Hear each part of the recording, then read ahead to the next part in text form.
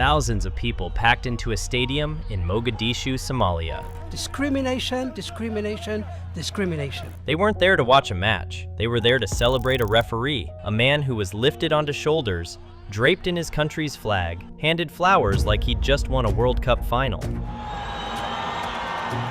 Except he hadn't refereed a single match. He never even made it onto the pitch. His name is Omar Abdulkadir Artan, and what happened to him is one of the most remarkable and heartbreaking stories of the entire 2026 World Cup. To understand what happened in Miami on the 7th of June 2026, you need to understand where Omar Artan came from.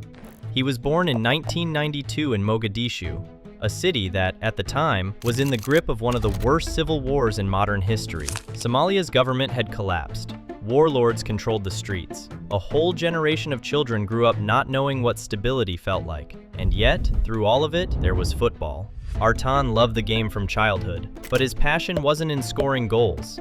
It was in the whistle, in the rules, in the control of the chaos. He would play a half of football, then sprint across the pitch to referee another game. In a country where even getting to a local stadium sometimes meant dodging explosions, he kept showing up.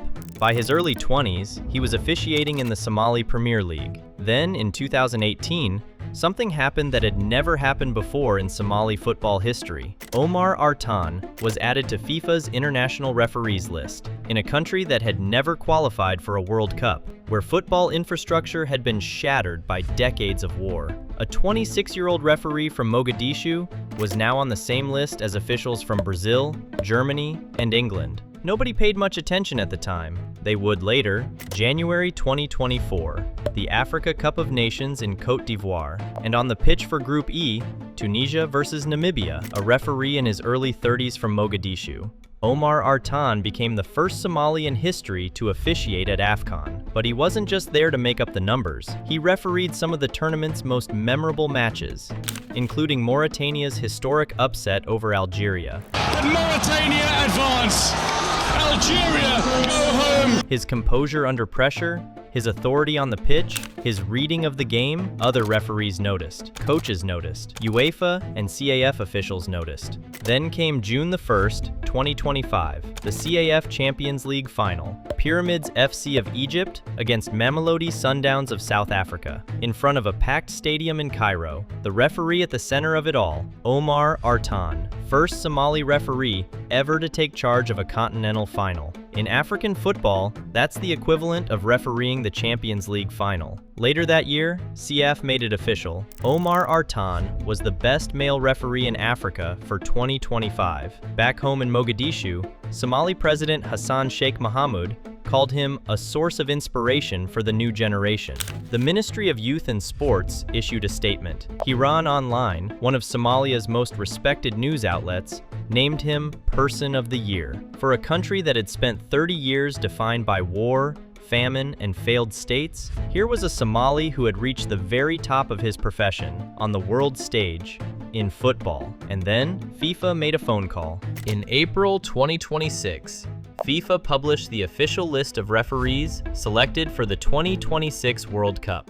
52 referees from every corner of the planet, put through a rigorous, years-long selection process overseen by Pierluigi Collina, the most respected figure in refereeing history. 7 spots went to Africa. One of those names, Omar Abdulkadir Artan.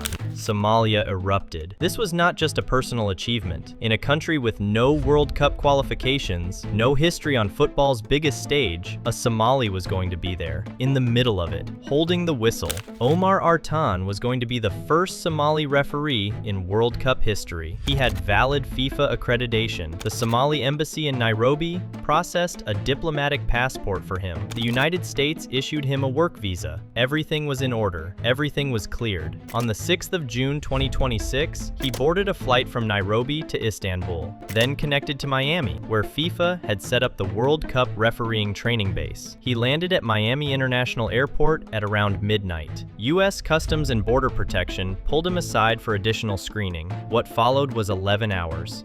11 hours of questioning. Officers asked him why he had traveled to the United States. They asked him about Somali politics. They asked him about Al-Shabaab, the militant group that has waged an insurgency against Somalia's own government for nearly 2 decades. Artan showed them his FIFA documentation. He showed them photographs from his refereeing career. He told them he had a valid visa, that he was accredited by the world's governing body of football. It didn't matter. After 11 hours, he was put in a holding cell, then placed on a plane back to Istanbul. He was not told why. I think, he later told the New York Times, that they have a problem with my country. When the story broke, U.S. Customs and Border Protection confirmed the denial, vetting concerns. No further detail was given publicly. Andrew Giuliani, head of the White House's own FIFA task force, said there was a very good reason for the decision, but declined to say what it was. Anybody who's communicating with bad actors are not going to be admitted entrants. A senior U.S. official later, speaking anonymously, told the Associated Press that Artan had been refused entry due to association with suspected members of terror organizations. No evidence was presented publicly. No charges were filed. No further explanation was offered. Omar Artan denied knowing anything about such associations. Somalia is one of 39 countries on the Trump administration's travel ban list, a near total restriction on citizens entering the United States, even with a visa, even with a diplomatic passport, even if FIFA itself had invited you. The response was swift and global. Hillary Clinton, the former U.S. Secretary of State, called the decision counterproductive and terribly backward. Dr. Tedros Adhanom Ghebreyesus, the Director General of the World Health Organization, posted on X, "First Somali referee to get there, and as Africa's best. That milestone stands no matter what." New York City Mayor Zohran Mamdani warned that surging ICE activity around World Cup venues risked undermining the spirit of the tournament. And FIFA President Gianni Infantino, the man who had promised all nations, all officials, safe passage to the World Cup, said this. Maybe sometimes it's good as well to just, chill, relax. Chill, relax. To a man who had spent his entire life building toward one moment, who had refereed through the noise of a war-torn city, who had risen from dusty pitches in Mogadishu to the top of African football, the world's most powerful football official said, chill. Artan was more dignified in his response. Despite the circumstances, he said in a statement, FIFA has supported me well, and they have been following my journey closely up to now.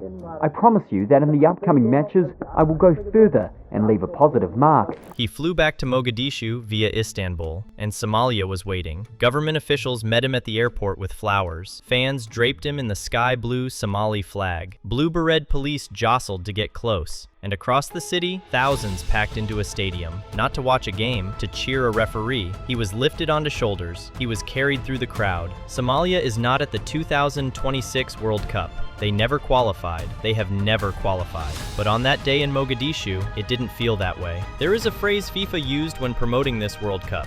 We are 48 nations united by the game, the biggest, most inclusive tournament in history. But the story of Omar Artan asks a harder question. Inclusive for whom?